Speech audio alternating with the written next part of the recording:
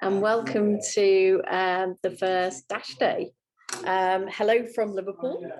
We've got a lot of people joining us today from all around the country, which is fantastic. And we're talking about Dash and Dash Day. So just for housekeeping, my name's Sarah Sartorius. I just want to ask if everyone can keep yourself muted. This is a Zoom meeting format. If you do have questions, we do have a format at 11:50 where we can answer questions with the team. And also, if you do have any burning questions, please leave it till then. That'll be great, because we've got a very good lineup today. We are recording this session, so I hope that's okay with everybody. So a lot of people have asked us to share, so that'll be great. We also have a Mentimeter, which is, I don't know if anyone's familiar with that. It's basically what we want to do. Aha, here it is. We are asking people to name their top 3 digital priorities for the next 12 months. So basically the Dash Day is all about digital and digital in heritage. And this is what we want to understand, and that's the whole point of the Dash survey. So without further ado, I'm going to introduce the lineup today. So the agenda is me introducing. So my name's Sarah Sartorius. I'm from the FEF sector. I've worked with culture, heritage and education for the last 20 years, mainly in marketing, strategy and frameworks. And I'm coming from Liverpool in the Baltic Triangle. That is a heritage site as well, unfortunately. We've just lost the UNESCO heritage status, but we're still heritage in our own right. And I will be introducing our speakers today on the Dash survey. So what we'll be doing is we'll be talking to Dr. Tabitha Newman about last year's Dash survey. So Dr. Tabitha Newman is the owner and managing director of Timus Research Limited, who is running the Dash survey. Her interests are using understanding for well-being, satisfaction, digital capabilities, remote user research, online surveys, cognitive interviewing, identifying key drivers and improvement opportunities as well. Tabitha is, this is Tabitha's 2nd year of running the Dash survey. And we'll be hearing from her about last year's findings and what findings, and also what the findings from last year did for the sector for this year as well. Okay, moving on, we have Lizzie Blithrow West, who has been the Chief Executive of the Heritage Alliance since 2016. Her previous career has been mainly in the civil service, and has expert knowledge of a wide range of policy areas, including archaeology, heritage protection, museums and tourism. Lizzie has also spent time as a private secretary to the Culture Ministers and Permanent Secretary as Head of Logistics for DCMS at the time of the general election, and on secondment to English Heritage and to the National Museum Directors Council. Lizzie's first love is heritage, and she has a degree in archaeology and anthropology from Oxford. Heritage Alliance, and talking with Dr. Tabitha Newman about the work that they are doing as part of the Heritage Alliance, and also the study of the Dash survey. We will be talking about what Dash can do for your organisation. Unfortunately, we did have a key speaker today, Phil Charnock from Draw and Code, but unfortunately, due to a family emergency, he has dropped out of the event. However, I will be chatting about the work the Draw and Code did for National Museums in Liverpool, because I was part of that exhibition for the Terracotta Warriors. So we will look at that. Also, we will hear some voices from the heritage sector as well. We'll be looking at some videos, and hearing from Helen Stevenson from the DOT project. And Helen is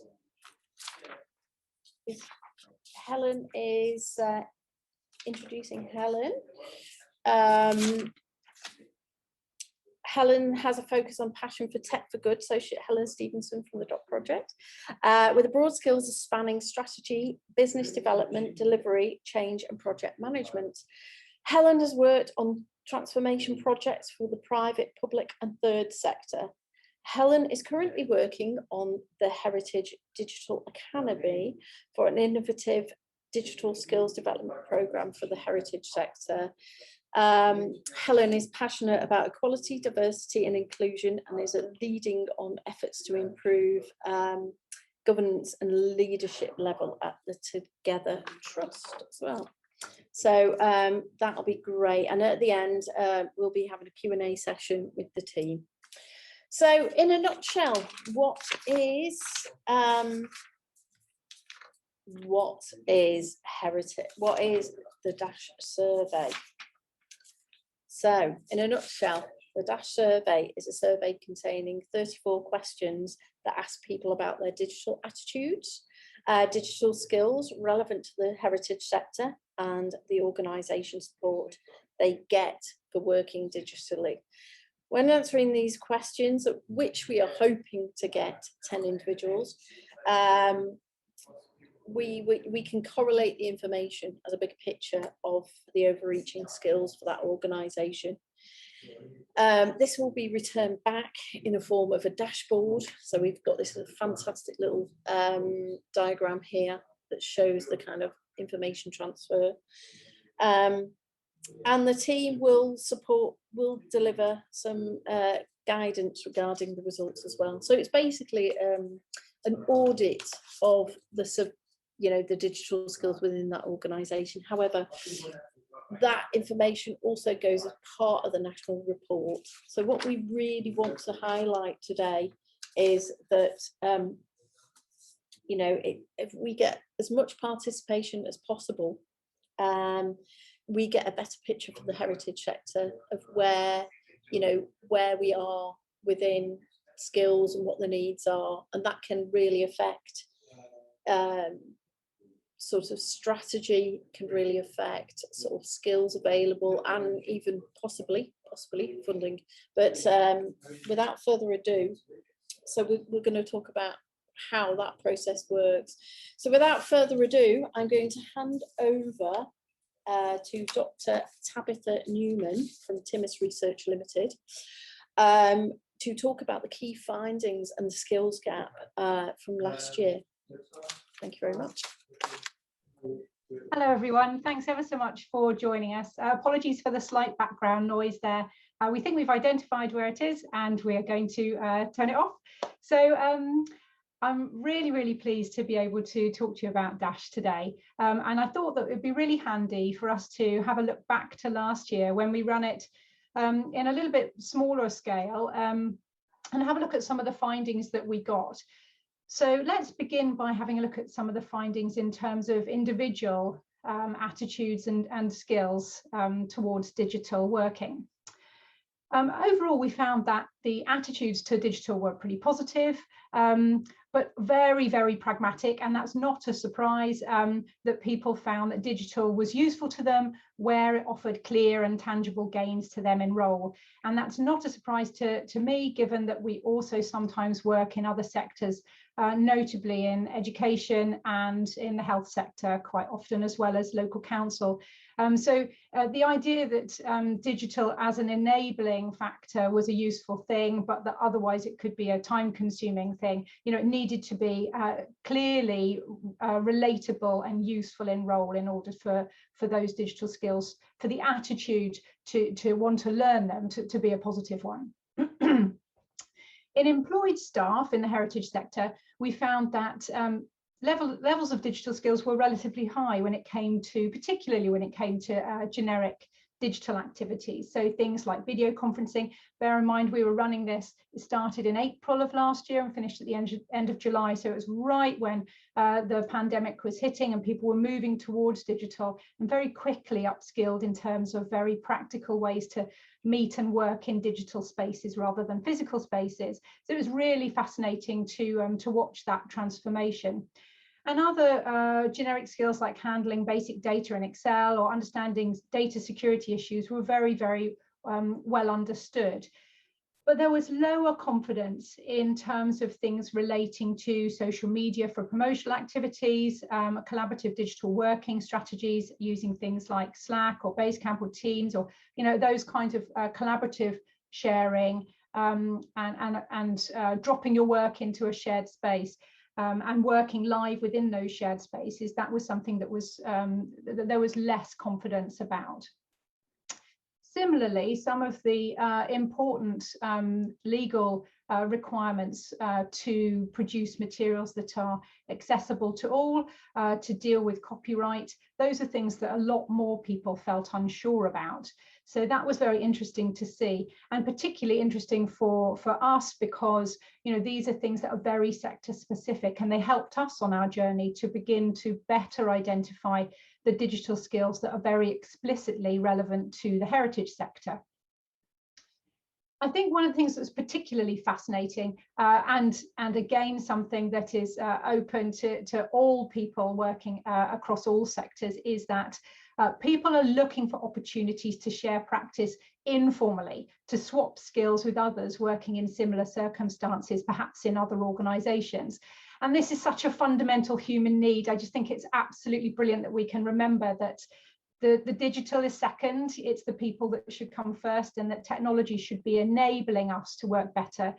And I've been very interested to see that with the pandemic, our opportunities for informal learning may have reduced. And so there is a particular need for organisations to support ways in which people can come together and talk informally about their digital skills. And certainly the fund picked that up when they ran the support for digital volunteering, which is starting very soon. So let's have a look at the organisational perspective. Again, something that isn't specific to the heritage sector, but nonetheless super important to bear in mind, is that there is often a gap between the aims, the desires, the strategies that have been written down and discussed at board level by members and by trustees and by senior management staff, and what's going on the shop floor, if you like, what's actually happening day to day. And that's no one's fault, and this isn't a blame game, but something like Dash is designed explicitly to allow that 360-degree perspective, to allow people to say, well, we might have these great ideas in meetings, but what are the other things that are going on that are blocking and driving people's behaviours when we're actually running our organisation and dealing with the public or archiving or all of those different things? What is it that is enabling people to use digital in their ways of work, and what is it that's blocking them from doing that better? And it's really a fantastic way to crowdsource those opinions. So Dash really does offer a way for time-poor organisations, and that is absolutely the heritage sector, to quickly collect just enough data, not a voluminous amount, not give you too much and no idea of where to begin, but enough data to visualise that really quickly and to be able to respond to that and start having conversations in terms of senior management and in terms of individuals, as well as that self-reflection. And certainly last year when we ran it, what we realised was that there was a need to have a few more questions in there that allow organisations that direct feedback. What is it that could be working better? And I'll show you a couple of examples later on about the kinds of questions that we're including in that additional question set for this year. Okay, so I'm going to hand back to Sarah now, and we'll have a look at some more elements of Dash. Oh, thank you very much. I'm sorry about the background noise. I am actually in a working office. It's quite strange for the kind of remote working, but it's great that we can all be together and from all different parts of the UK. So thank you very much. Please do introduce yourself on the chat and say hello. Okay, so next up, we've got why is Dash important and useful for the heritage sector, and that's Lizzie Blithrow West from the Heritage Alliance, and again Dr. Tabitha Newman. So I think this is because you guys took the Dash survey last year, and it's kind of the responses of why that was important to you guys, and also how it's important to the heritage sector across the board. Okay, thanks. So I'm going to start us off. As I hinted a little bit ago, I started talking about the idea of Dash as a self-reflection opportunity, and it's very, very much that. When we designed Dash and we pitched for this piece of work, we really wanted it to not just be a data scrape at an organisational level or at a sector level. We really wanted it to be useful, genuinely useful for individuals, genuinely useful for organisations, and genuinely useful for the sector. And that's why we've added this particularly time-consuming but important bit where we can close that feedback loop and provide data back at an organisational level. So why is Dash useful for individuals working in the heritage sector? Well, the first thing is that the heritage sector, as I said before, is very, very time poor, and there aren't very many opportunities to consider digital skills in the context of heritage. And so we wanted to produce questions that have been validated across other sectors, with the addition of very specific heritage-based digital skills questions as well, and to bring together an opportunity to allow people to think, oh, what are my attitudes towards digital? What current digital skills have I got? And what organisational support am I being provided with? And this allows people to consider their attitudes towards digital ways of working within their role context, because often we find their attitudes to digital are different when they're in their personal time. So it's really, really interesting and important to qualify it in terms of their role. And we wanted to be able to provide a list of the kinds of heritage related digital skills that are relevant to your sector, and then allow people to look at those and respond to them. Do I have those? How confident do I feel in relation to those skills? And also to have a look at the organisational support that they receive, and to perhaps set some developmental goals. You know, okay, so actually I want to go on to invest time in learning some other digital skills, and I need my organisation support on that, a prompt really for them to start having conversations. And that leads us to that third point there, which is that we really wanted to inspire these informal discussions, because that's where your learning is often taking place. Particularly with short-term contracts in the heritage sector, what we're finding that's very interesting in your sector is that really digital skills are moving, they're very transitory, and they belong to individuals more than owned within the organisation, or as much within both. And so really it's important to facilitate those people to talk to their organisations, to embed the skills that they've got, to share them with their colleagues, and to talk to others outside of their organisation as well. So we're really, really keen to get that discussion and collaboration and those informal chats, because that's where things can change, and that's where ideas are had. So then let's have a look at why Dash is useful for organisations. Well, absolutely, there's a clear benefit, a very clear benefit. You can have a look at the data that's being collected from your people, from your volunteers. Again, really different to any other sector I've worked in before. It was fantastic to be able to empower and include volunteers in the heritage sector. They are so, and I don't need to tell you guys, but I'm learning, they're so important to how heritage functions. And it was brilliant to be able to include them and their opinions in this survey and in the data set, and also to allow organisations to respond to their voice. So we're enabling organisations to collect data from their staff, from their trustees, from their members, from their volunteers, and to respond to it. We're also able to provide very specific questions which are saying what is enabling you to do your job and work digitally, and what is blocking you from doing that.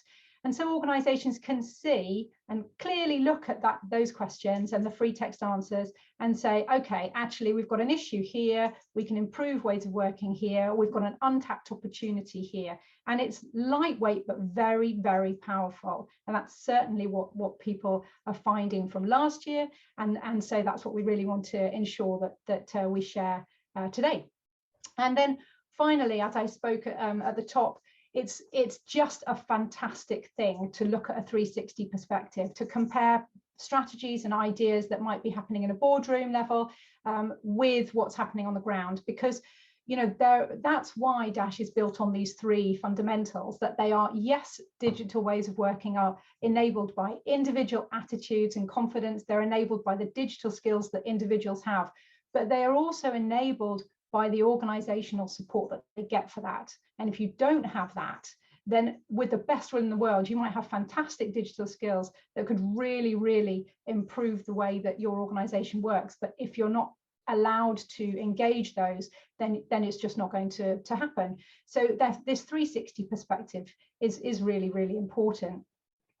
And the third thing, Lizzie is far more qualified to tell you about the next thing, really, which is why Dash is useful for funders and for sector leaders, which we'll go on to now. But I would just say a massive thanks to the Heritage Alliance for working with me this year. It's made a huge, huge difference. Not only were they Dash users last year, but now they're coming in and working with us to run Dash, and it has really, really provided us with the insight that we've needed to improve Dash further and to tighten those questions up. So I'll just hand to Lizzie.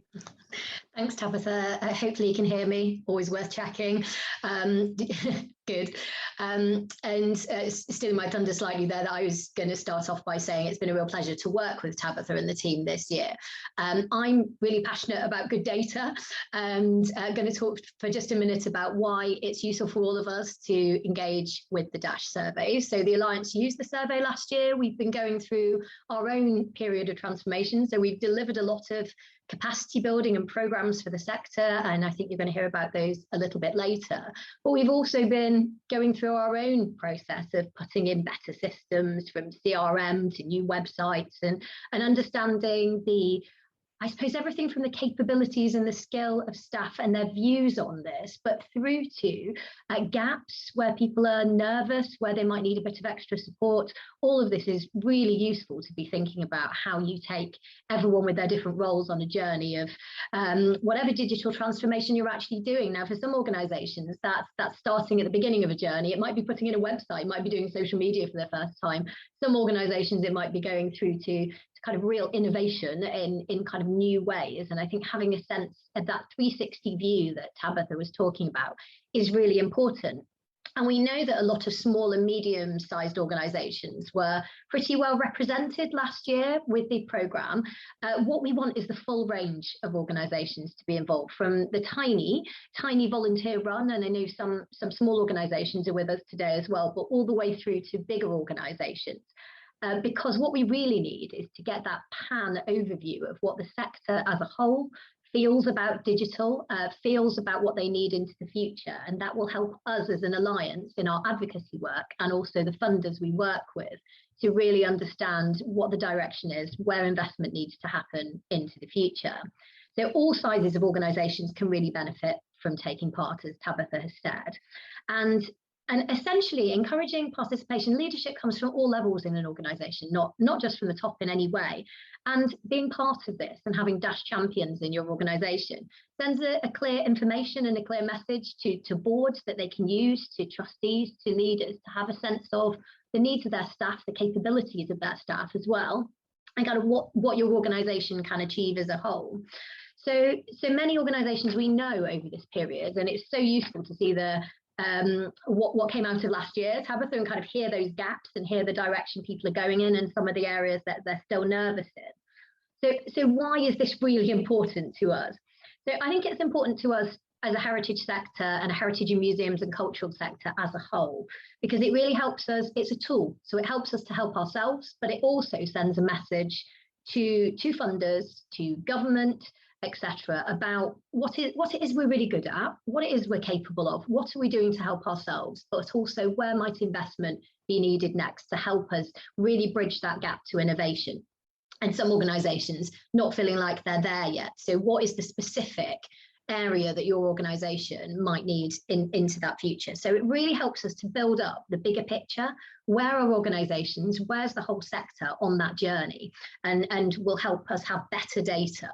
And we know that the National Lottery Heritage Fund also, as the funder of a lot of digital projects recently, we're so grateful that they have been funding Heritage Digital, which the Alliance has been running, but also through to a whole cohort of different programmes in this space.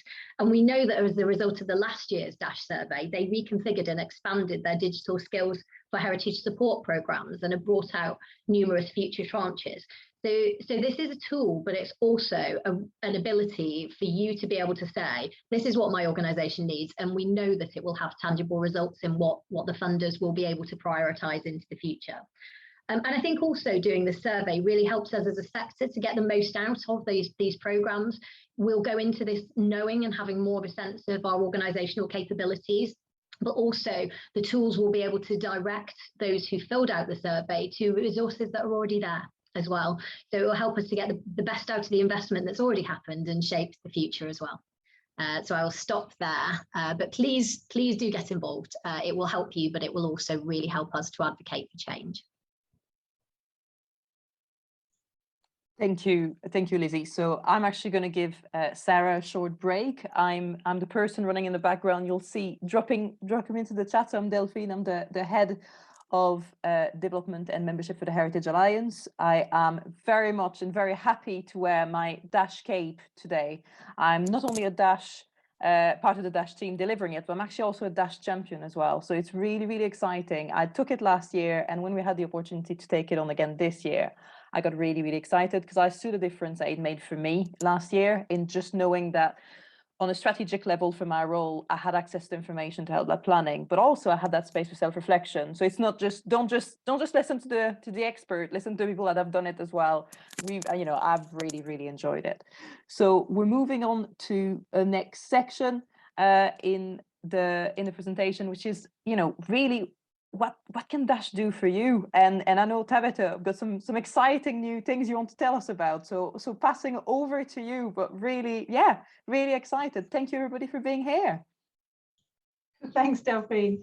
I'm going to run through 3 quick slides just to give you a little bit of background about the improvements that we've made this year. So one of the things that we have spoken about previously is that obviously you guys are time poor. Too much data is too much. You need just enough. You need it to be very actionable. You need it to be completely practical and applicable to making change. So not only is DASH something that allows individuals to, so it's of benefit to individuals, you alone just offering them the opportunity to take it is useful for them. We've added 2 other things this year, or in the process of adding it. So number 1 at the top there, we've got the DASH survey service, and that's what you guys have signed up to use. And thank you very much for joining the bandwagon there, because as we've spoken about, it allows individuals and organisations and the sector to better understand heritage relevant digital skills. But we wanted to offer something very practical that attaches to that, because it could be quite easy, and from feedback last year, people said, well, I've got this, what do I do next? And so we wanted to enable those conversations and to allow the whole DASH survey service to work and embed alongside all of the other really, really useful heritage relevant digital support materials and training materials that have been made available through the last couple of years of funding, and that we'll have a look at in a bit. Helen's going to very kindly run through a couple of those that are relevant to this in a minute. But what we want to do is not repeat what's been done. We wanted instead to dovetail within those things. And so we've created 2 and 3 this year, which we'll be launching over the next few weeks. Number 2 is a super practical offline personal audit of digital skills for heritage. And that's something I've worked on with my collaborator, Helen Beetham, who is an absolute expert in digital skills across a variety of different sectors. And she spent last year and this year doing some very intensive research, responding to the data and ensuring that we can provide a really useful offline opportunity for individuals to audit their skills and to focus not only on what they can do, but to really enable, again, that conversation of, yes, what can I do, but what do I like doing? And what do I want support to develop? Because that's the important thing, isn't it? You know, there are so many amazing specialists in the heritage sector, and it's the wrong thing to kind of hit them over the head with, you know, let's do some Excel basic training because everybody needs to do that. I mean, yes, we would hope that they would want to do that, and they probably would do that in order to get to the goal of their interest. But what we want to do is facilitate and engage. So that's why this personal audit is really hung around the concept of saying, yes, what can I do, but also what do I like doing? And I'd like to talk to my organisation about that, and what do I want support to develop? So we're looking at those ways of supporting the individual. And the other thing that we've done is create some really practical 15-minute board level senior management activities, which say essentially focus on this question and this question in your data set and reflect on digital ways of working, or engage in ways to consider how you could improve certain things or respond to this feedback. So they're really nice 15-minute opportunities to have a conversation and respond to Dash data, rather than looking at all of it in the whole, to really zoom in and have a look at 2 or 3 things that are relevant to specific issues. And in that way, what we want to do is to do exactly what's shown on this slide, to allow organizations to recharge their digital strategy using Dash, to reflect on their current ways of digitally working and enhance their digital practice. And so I hope that you will engage as enthusiastically with these new resources that are just over the horizon and should be launched during the live phase, as we've been, because we're very excited about it. I spoke earlier about some of the questions that have been added this year, and there's no need for me to go into this in any detail other than to say that they've been added in response to an organisational need to really specifically identify blockers and drivers to improvements in terms of digital ways of working. And then the other thing this year is that champions will gain access to a live summary online dashboard, as well as an Excel data file of all of their organisation's data. And I've set up a test example of the dashboard, and we'll be releasing that link after this call. So please do drop in on the resources page of the Dash website, but I'm sure Delphine has also got emails planned for telling you about the recording, so we'll include it there. But what you'll get then is this summary update of what the questions, what people are saying and how many have taken it, and you'll be able to keep promoting the Dash survey amongst your people as you see the data coming in. So it's a really nice live summary, and then you'll be able to do more detailed investigations into the data, like comparing attitudes between trustees and staff, or looking at volunteer confidence versus staff confidence. You can look at those kinds of things once you get the full data set.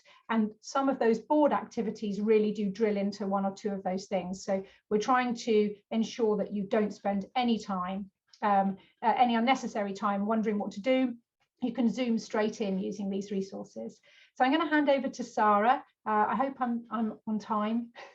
Here she is. Oh, fantastic. Thank you very much. So unfortunately, Phil is not with us from Draw and Code, which is such a shame. However, I was able to work with Draw and Code. They're basically a company based in Liverpool, but they do exceptionally lots of different digital innovative things. So obviously there's from the small things like using like Zoom and sort of Teams and various other things, and you know, chat things like Slack and various things like that you can use in your day-to-day, to the extreme like AR and VR and whatnot. So the case study that we were going to talk about with Phil today was at National Museums Liverpool.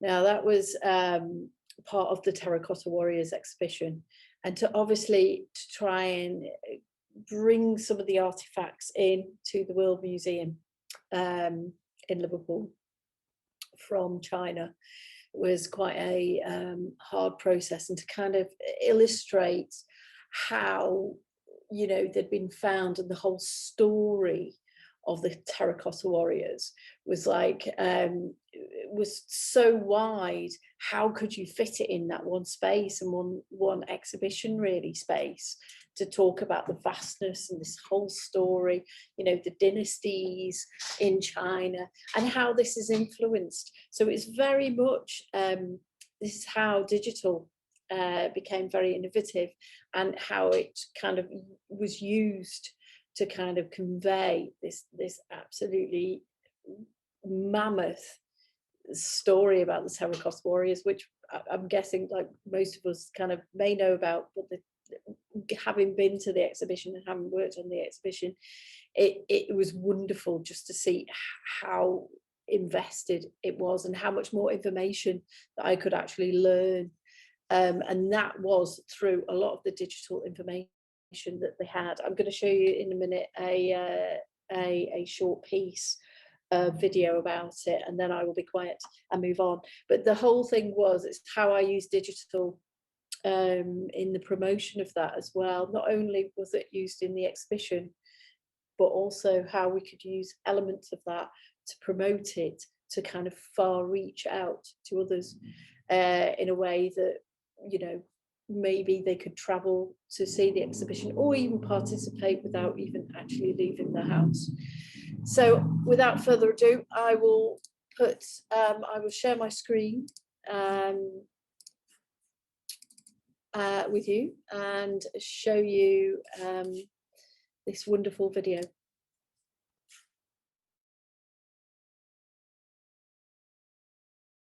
And we will hand back to the technical director and listen to voices from this year of people in the heritage sector who are using the Dash survey.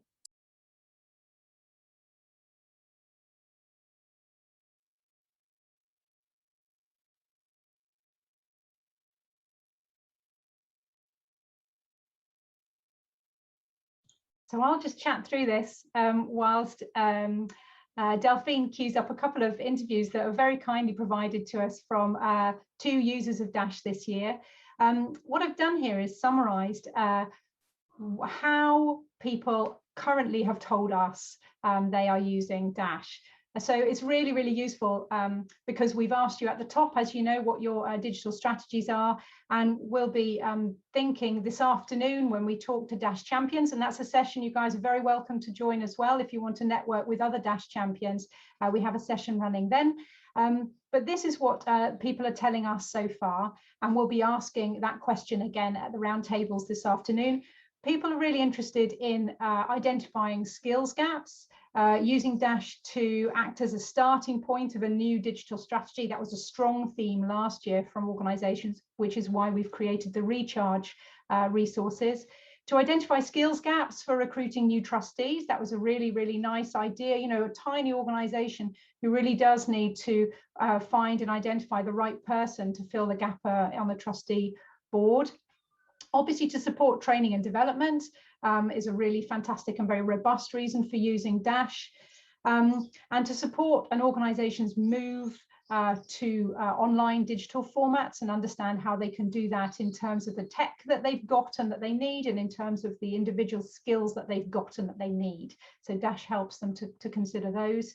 And also to create a baseline data set where people can then come back to the questions perhaps in the future and see whether there's been any improvement in confidence, attitudes, skills that they've got internally.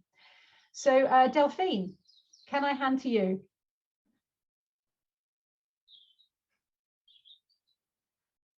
Hello, my name's Helen Adams and I'm the Digital Engagement Lead for the Gardens, Libraries and Museums, known as GLAM, at the University of Oxford. We're a mixed heritage organisation of 6 sites across the city, including the UK's oldest botanic garden, its first public museum, and the 2nd largest library. The collections comprise more than 20 million items, and we have more than 1,300 staff and several hundred volunteers. We're an academic organisation supporting teaching and research, but we're also Oxford's main tourist attraction. We didn't take part in Dash 2020, but I became aware of it when I was doing research into how the COVID-19 pandemic has intensified the digital divide. Digital technology and the internet is now at the very heart of how we work, communicate, consume learning and entertainment, and access public services. So this has far-reaching ramifications for heritage organisations like ours that hope to encourage greater engagement and participation among target audiences, many of whom are at risk of digital exclusion. And it became clear that this issue wasn't just about our publics, but that we had to think about our staff and volunteers too. Some of the findings from the 2020 report really chime with me and reflected some of the enormous changes that were happening in our organisation, particularly in the rapid pivot to digital that's happened since the onset of the pandemic. For example, the data showed that participants had identified accessibility, licensing, and using social networks as some of the areas that they felt least confident in. And moving forward, we want to empower more staff to create web content, engage on social, and pursue online revenue opportunities. And so it was really useful to see that we may need to think about investing greater support in those areas. We would like to use the Dash data from 2021 in a variety of ways to identify the areas in which our staff would like support and training, and to build that into CPD plans and to other measures of staff well-being and satisfaction, to understand their preferences on how that training is delivered, whether it's through self-led video tutorials or peer-to-peer group environments. We'd like to use it to streamline new, inclusive and collaborative ways of working, to look at job descriptions and recruitment priorities, and to frame the digital elements of grant applications. We'll use it to create more sustainable and wide-ranging remote volunteering opportunities. And finally, we'll use it to benchmark our digital literacy against the rest of the sector. Digital transformation is a rewarding but difficult process, especially in a large, multi-site and long-established organisation such as ours. And Dash is a really easy way to gather information on what we do well collectively when it comes to using digital technologies and where there's room for improvement. The fact that it's anonymous helps respondents be candid and transparent in a way perhaps they might not be in an internal audit, and it only takes them 10 minutes to do. So all in all, it's time really well spent, and I thoroughly recommend it. So thanks very much to Helen, who I know is on call today, for providing us with that fantastic summary of how they're using Dash this year. And we're now going to hand over to Hannah at National Historic Ships. We've had a fantastic engagement already from the maritime sector. So, oh, here she is. My name's Hannah Cunliffe. I'm Director of National Historic Ships UK, and the vessel you can see behind me here is the Cutty Sark. She's one of 1,700 vessels on the National Historic Ship registers, which we maintain.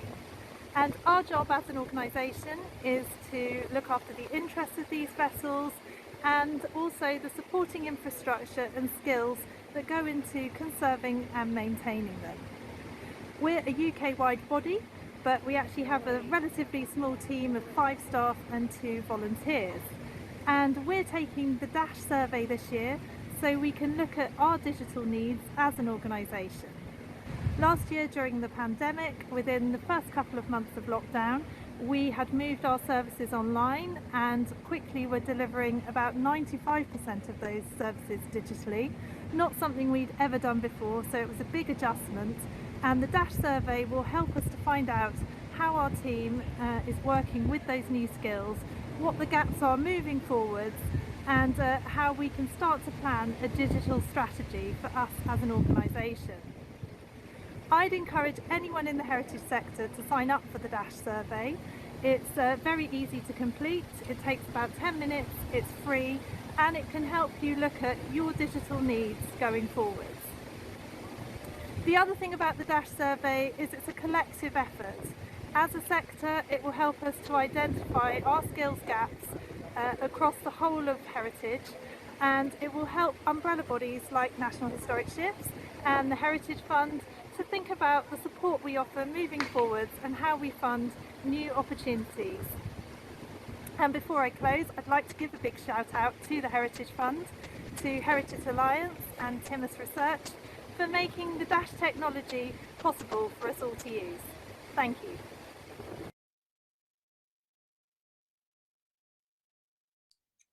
Well, that was wonderful. Thank you very much. That's really great to hear such positive voices as well for using for this year. So we're doing quite well on engagement. So please do, if you know anybody who could benefit from the service, please do pass the information on. So next we have Helen Stevenson from Dot Project. And she will be talking about the Heritage Digital Academy. Thank you. Excellent. Thanks so much, Sarah. And yeah, thanks everybody for having me along today. My name's Helen and I'm a member of Dot Project and I'm the Programme Coordinator for Heritage Digital Academy.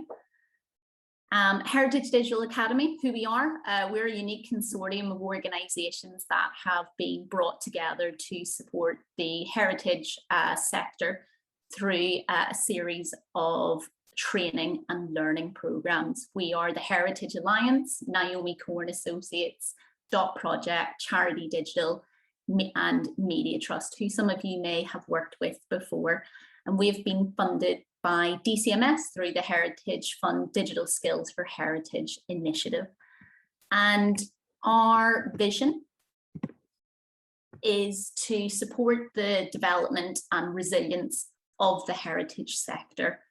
And we do that through a series of unique training sessions, which are focused primarily on innovation, enterprise, and organisational planning in relation to digital and technology. So whilst we are really focused on improving digital skills, what our kind of primary aim is to provide leaders within the sector kind of tools, models, frameworks to help them be comfortable to lead responsibly in what we know is a really fluid and changing world, and especially in relation to digital as well. And what's really great is how much the previous Dash survey and results have really inputted into our programme design and what we are going to be delivering. So I'll just take you through some of the courses that we are running. Our courses are delivered through cohort learning programmes, and we invite organisations right across the heritage sector to sign up and take part in those. Our first cohort learning programme is around a theme, which is making a plan for digital. And in this cohort learning programme, we deliver 4 different modules for up to 25 organisations. And this is really focused on equipping organisations with knowledge and confidence in relation to digital strategy, business and financial planning, compliance, and how all of these things can really influence and build how you can grow your audiences online. And by the end of these modules in this course, we're really hoping that leaders have the foundations required to either develop their own digital strategies, as we know that there's lots of organisations that don't yet have one, but also to help those that are embarking on their digital strategy make key changes where there might be any gaps. So we've already kicked off this learning, our first learning programme for this theme. This kicked off last week, and I'll take you through some of the later dates for the programme so you can get involved. The second theme that we are running is about supporting organisations to design digital services. This theme is really, really hands-on, and it takes learners through a series of exercises and frameworks, which is all really focused on developing user-centric services. This will provide learners with the foundations to either introduce digital services where there might not be one, or to improve and iterate on what they already have. As all the speakers today have mentioned, there's been a huge pivot to digital across the last 18 months. So we're really wanting to build on the knowledge and experiments that organisations have taken part in, and provide them a bit more guidance and tools to support that journey. So our modules, our first set of modules are now live, and we have people signed up to do so. But the beauty of our program is that we are repeating these cohort learning series between now and August 2022. So the sign up for these two different themes, making a plan for digital and designing digital services, will open again in December 2021, where you can sign up. And those modules will be running between January to March 2022. But if that's a difficult time of the year, I know for lots that's the end of the financial year, we're also running further rounds of cohorts between April to May 2022, and also in the summer of next year.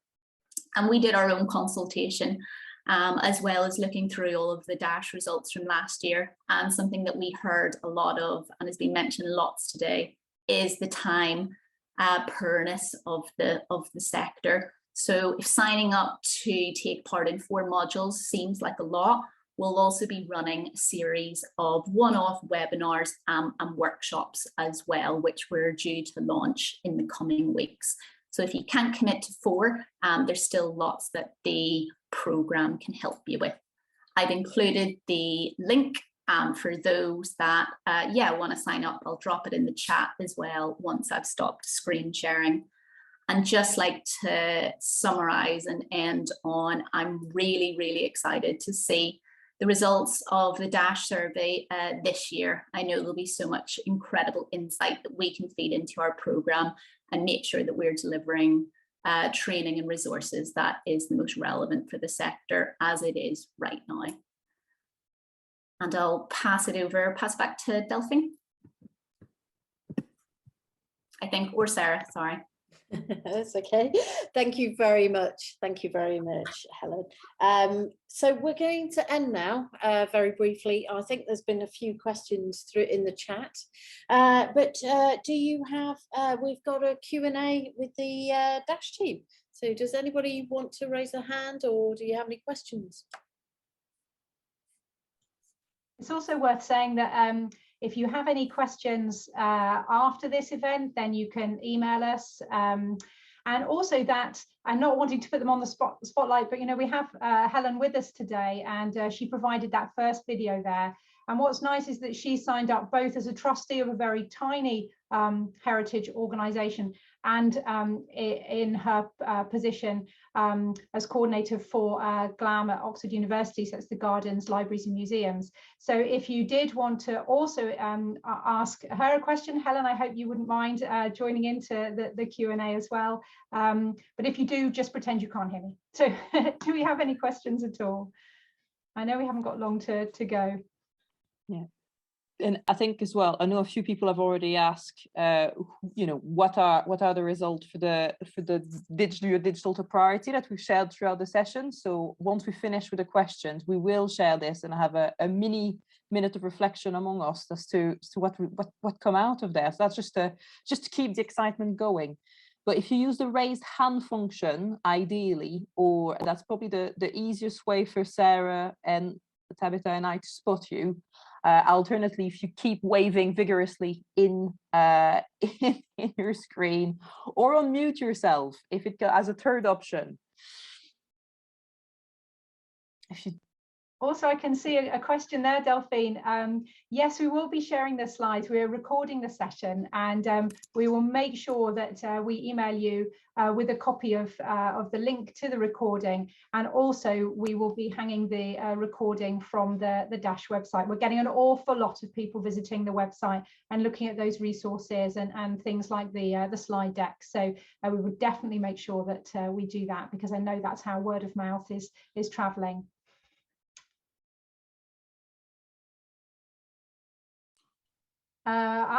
That's an excellent question. What completion rate should we aim for? Goodness me, there's a question to ask a statistician. right, I have to wear two hats, a pragmatic one and a statistical one.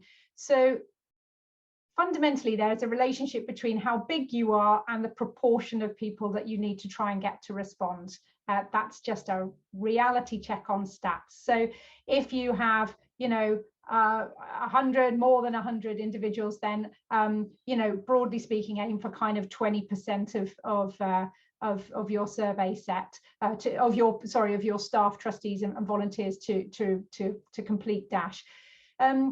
If you're smaller and the heritage sector is made of lots and lots of tiny organisations, then be pragmatic about it, because it's useful for someone to complete anyway. So an individual completing this provides them with an opportunity to self-reflect. As an organisation, you'll be able to see, and we all look at those figures and we say, do you know what, roughly speaking, half of the people, there's only 8 of us, but half of the people have responded to it. But we can see that 2 of those are trustees, 2 of those are staff, or 1 of those are volunteer, everything helps to begin a conversation.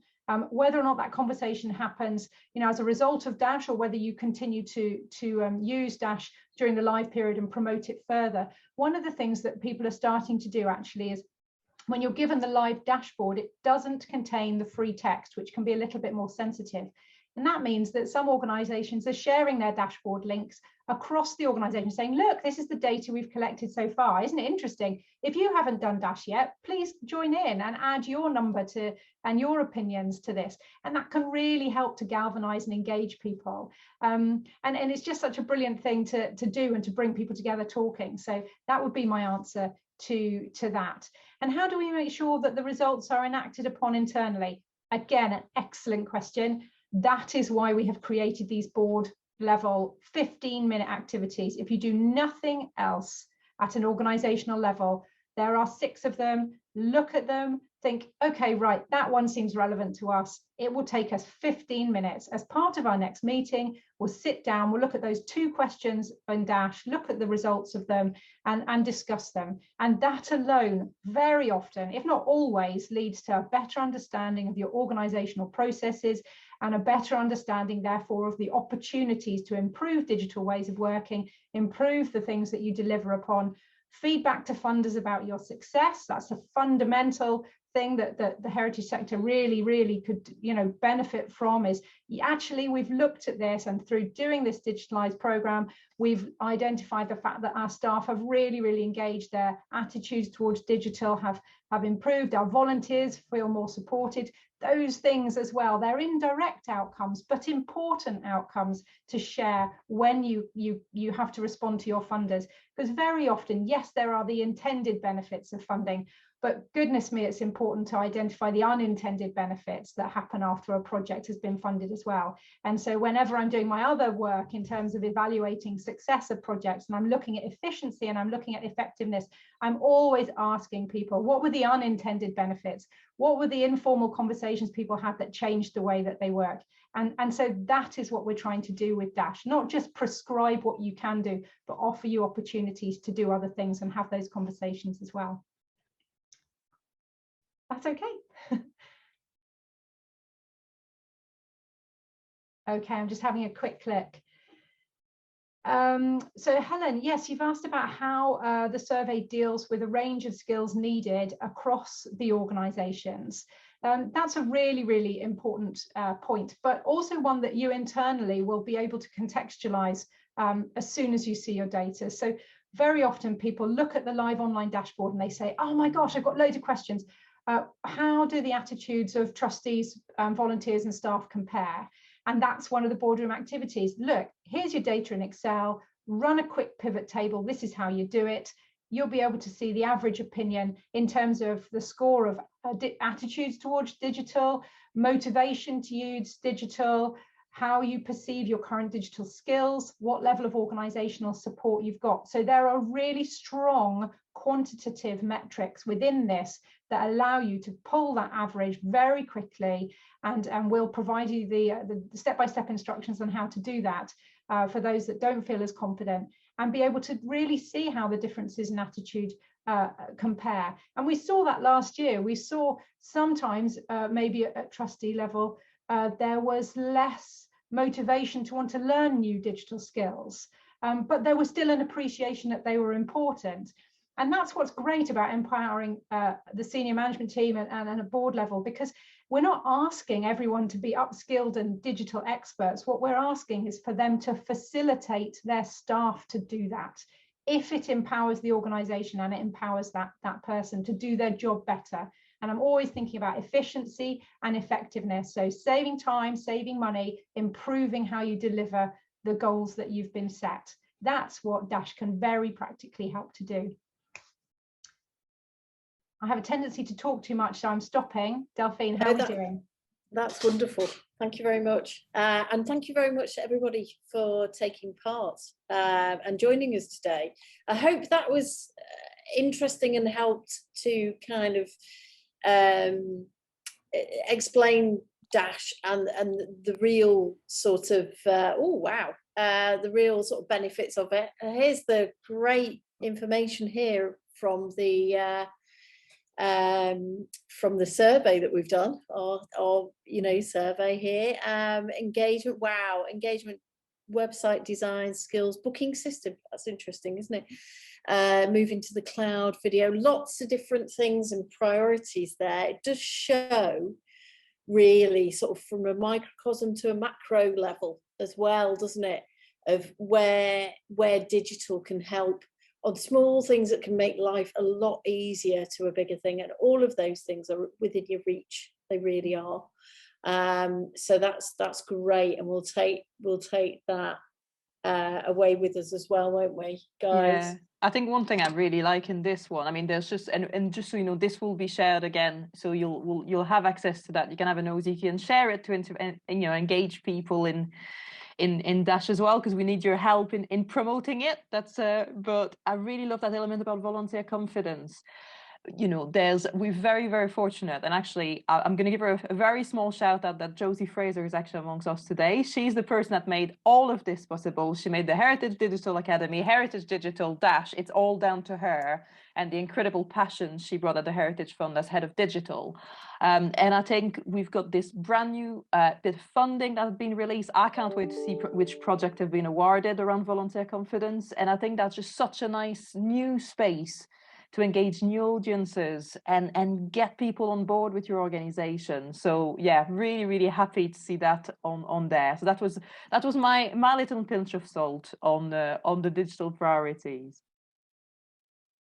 Well, thank you. I think it's quite obvious that we're all in a kind of similar boat, really, and sort of like, obviously with what I couldn't even turn the sound onto the video, I need to learn more too.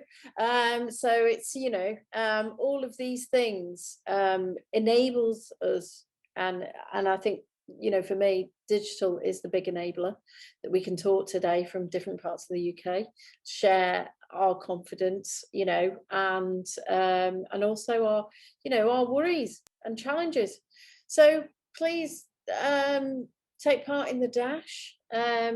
We need your help. So if you can share this with your networks, it gives us a better picture of really what the status of heritage is. And when you get the results, it's a great baseline to recharge your digital strategy, so it can help you, because we've all got to start somewhere, and we're all on a different path, but we're all trying to do the same thing, I think, at the end of the day. So thank you very much to everybody for taking part, and I hope it was useful, and hope to speak to you all soon.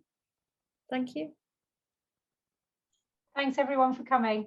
And also a reminder that the report will be out sometime at the end of this year. So that is definitely an opportunity to have a look at your results and compare it to the national average. So yeah, looking forward to collecting your feedback over the next few months about how you're responding to your Dash data.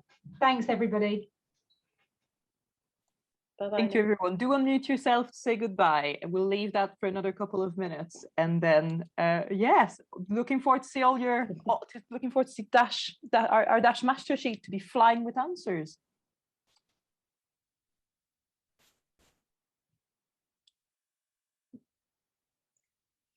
Thank you. Bye, folks. Bye, Helen. Bye, Helen. Thanks again. And again, we will share details of how you can contact us for any further questions. If you are a champion and you'd like to take part in today's session, in the session this afternoon, do reach out to Sarah. I will put the detail in very quickly, and we'll add that in the email that will follow the event. Thank you.